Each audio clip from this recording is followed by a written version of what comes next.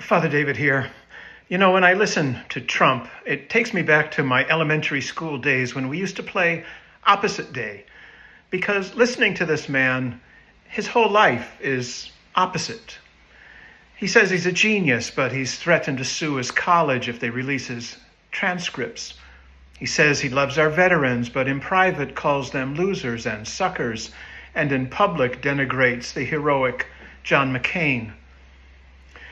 He claims to be tough on our adversary, and yet he stole top secret documents, refusing to give them up for a very long time.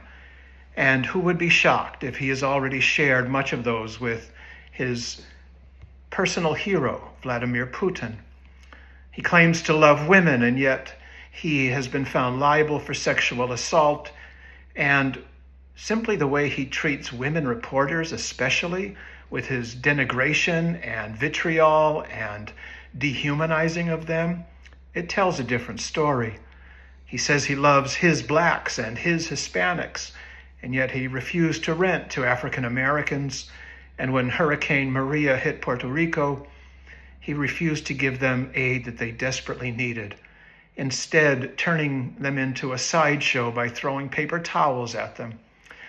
He says he built the greatest economy in the world, and yet he inherited a growing economy and then crashed it. And he praises his own efforts in handling the COVID virus. And yet one of the first things he did when he got into office was to say, kill the office that was addressed by Obama to deal with pandemics, throw away the detailed playbook they put together to guide the nation through such a crisis. We're going to do this by the seat of our pants. And now his latest is he's going to use the Alien Enemy Act of 1789 to round up and deport tens of millions of people living in our nation. The only problem being that, of course, that statute requires that we be at war with the nation of whose citizens he's trying to deport. So is he going to declare war on Mexico, Honduras, Nicaragua, Guatemala? No, it's all nonsense. He claims to be a self-made man, and yet his father gave him nearly $500 million and banks hundreds of millions more, and he has frittered it all away. Friends, this man has lost at everything he has tried to do.